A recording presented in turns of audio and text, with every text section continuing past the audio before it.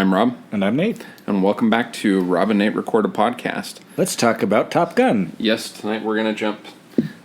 I almost was going to say the Wayback Machine, but we were already further back than this. Yeah. So we went about a decade into the future, actually. Yeah. So we're talking about the 1986 film Top Gun, which we both watched independent of each other. Yeah, in the very recent past, we both recently revisited it within the last week or two. When, before this last week, was the last time you watched Top Gun? Ooh, it's easily been a decade since I've watched it. Probably sometime in the mid to late aughts. Mm-hmm. Was the last time that I watched this. What prompted this revisit of Top Gun?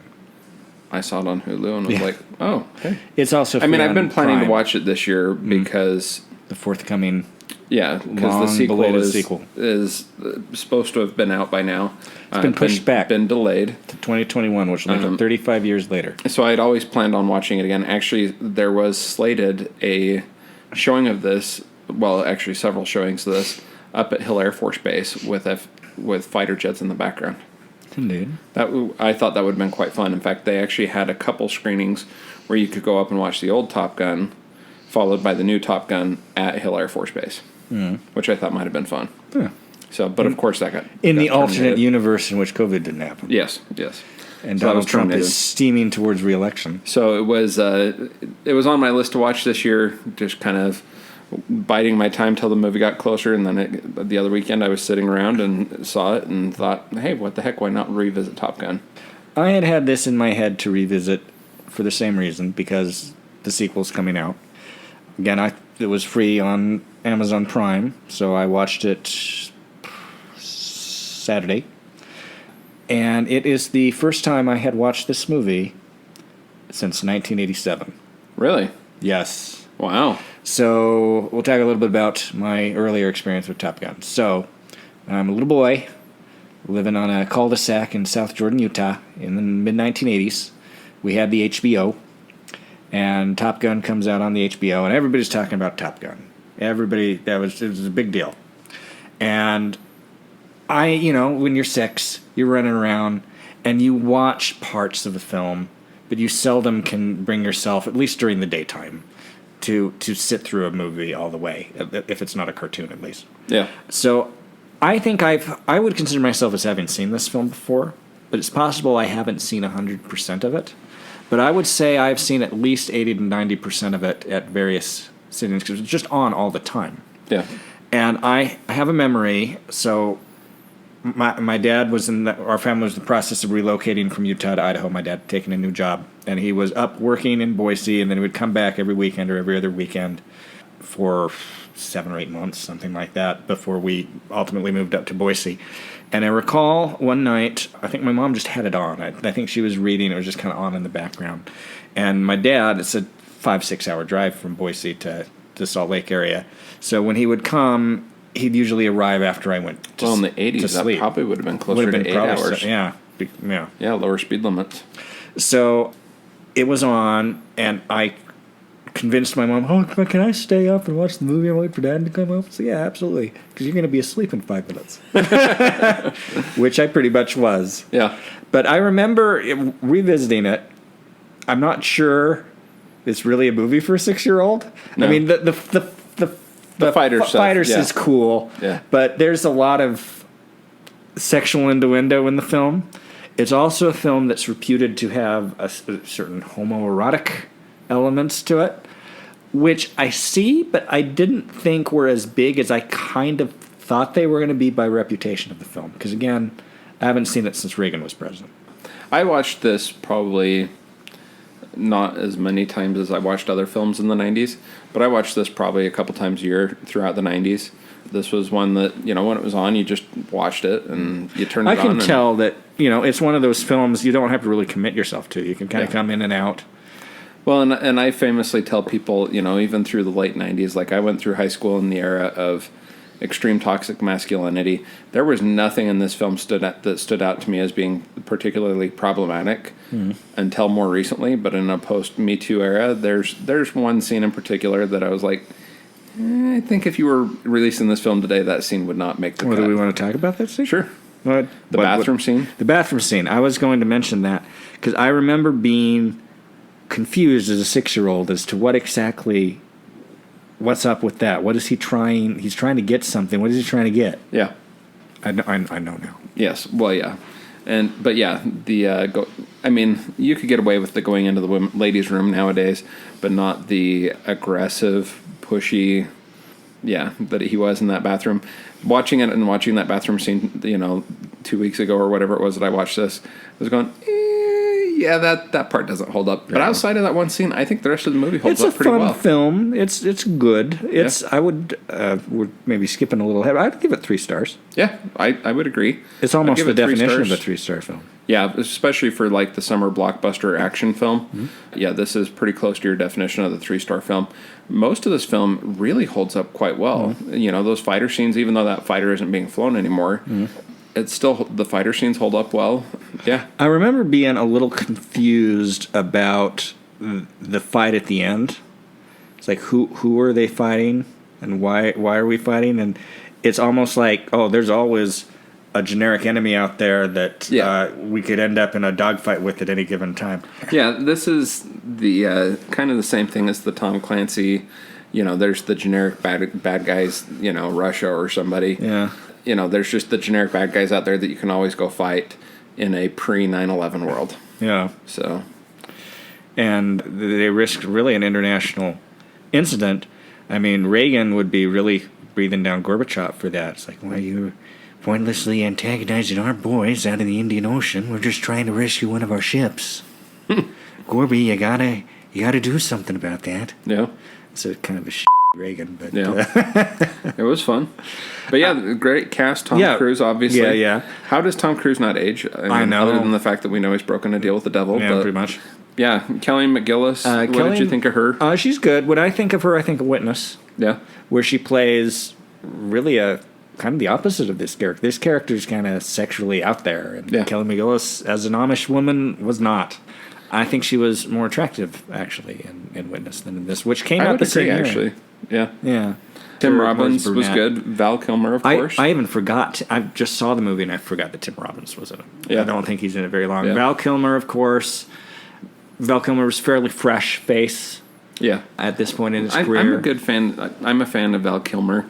As you can see, as we're here looking at my TV, I've got Val Kilmer in my favorites in terms of actors.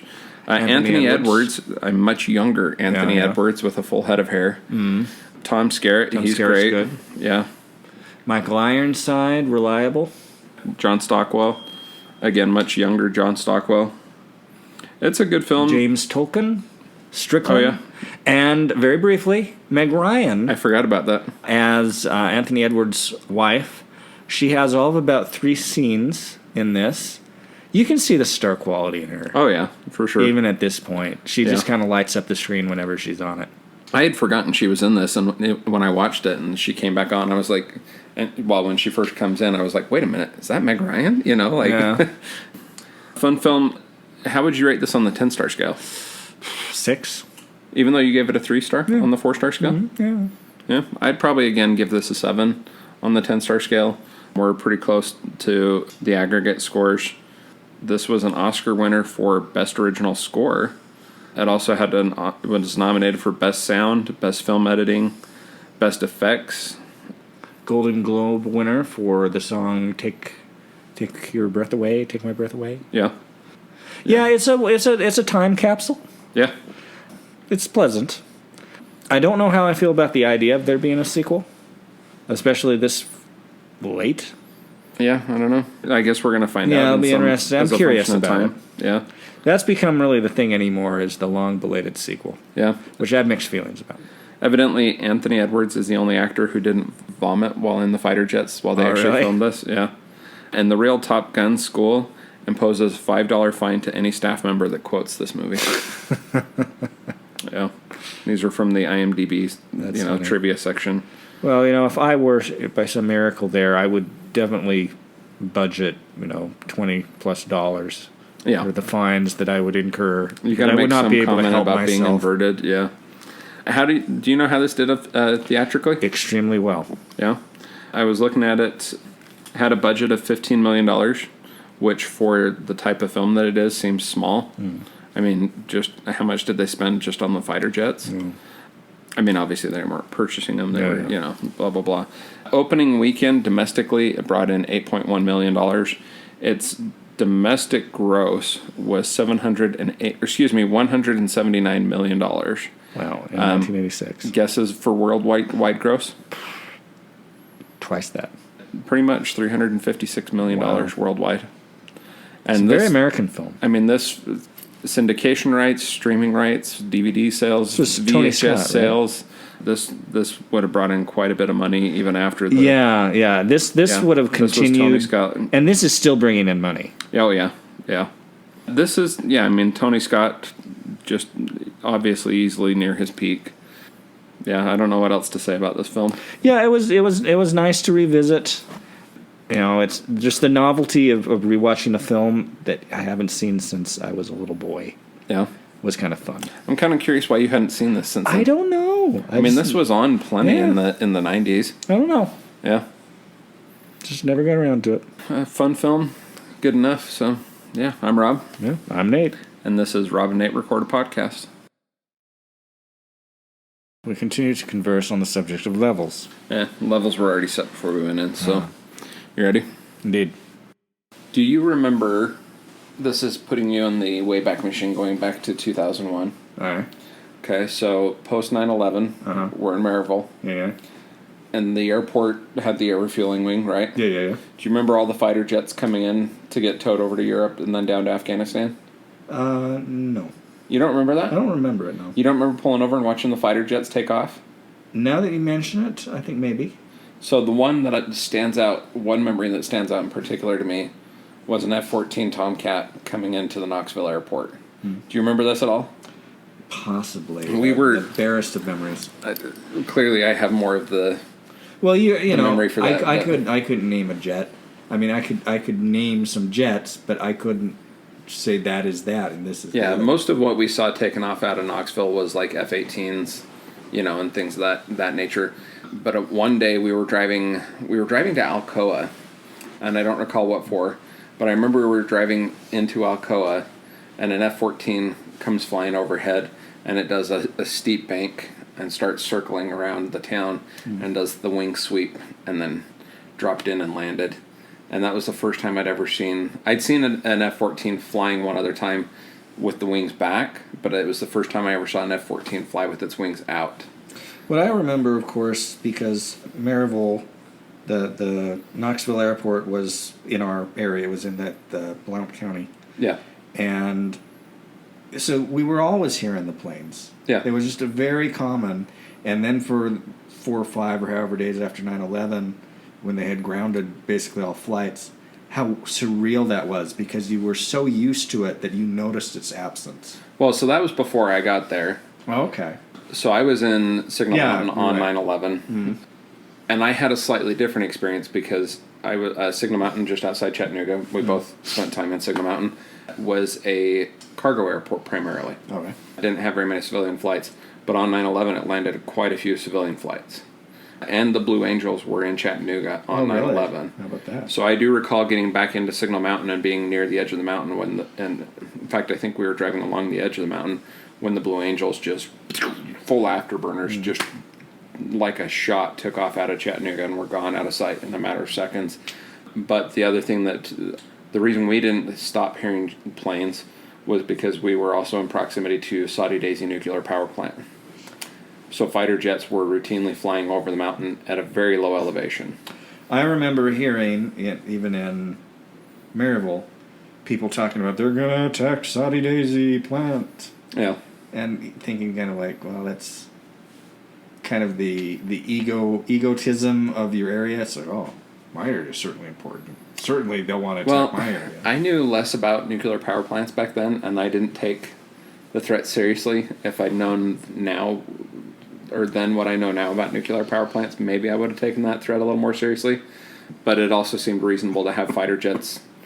You know, I mean, they were all over the country at that time. Nobody knew what was. Well, and fighter jets were flying all over the country, so it was nothing to have a fighter jet fly around, you know, within proximity to the nuclear power plants in the weeks after. But yeah, but the thing that blew me away was that when they flew over the nuclear power plant and then were going wherever they were going after checking Saudi Daisy, when they came over Signal Mountain, they did not gain altitude. They came, they would go over the Chattanooga Valley at maybe 2,000 feet and then come over the mountain at 500 feet, because just it seemed like in several instances they were even lower than that they were, like, you couldn't see them coming until they cleared the trees right in front of you. Yeah.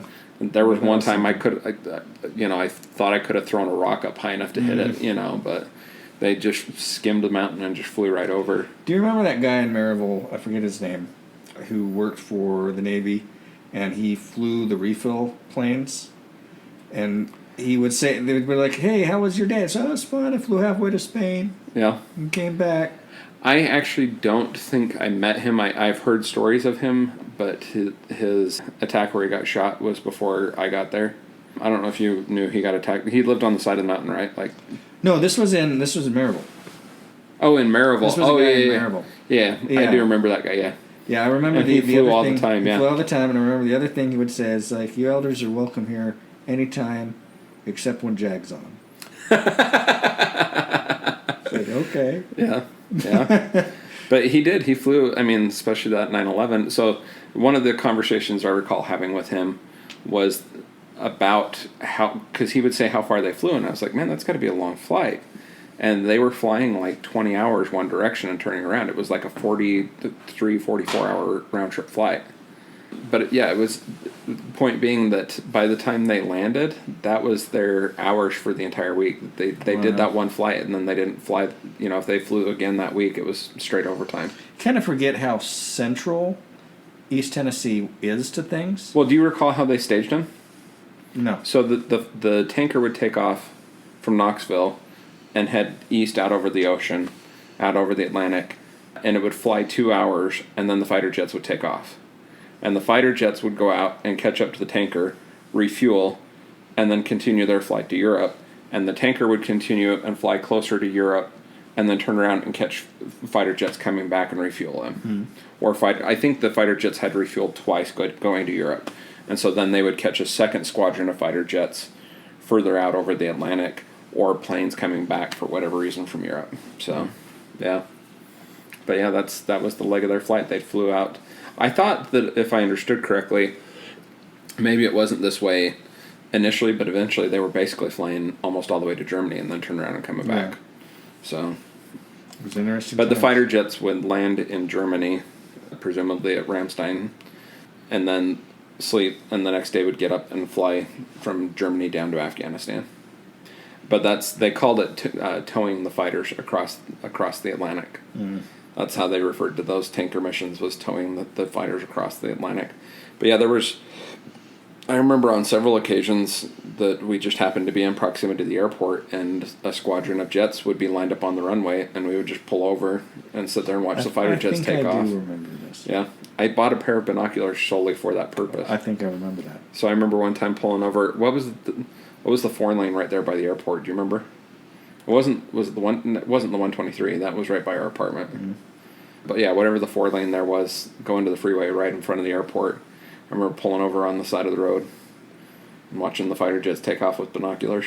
So I also remember going to the other end of the runway and watching other planes land and take off. But yeah, odd memories. Almost 20 years ago now. I know, it's crazy. Yeah.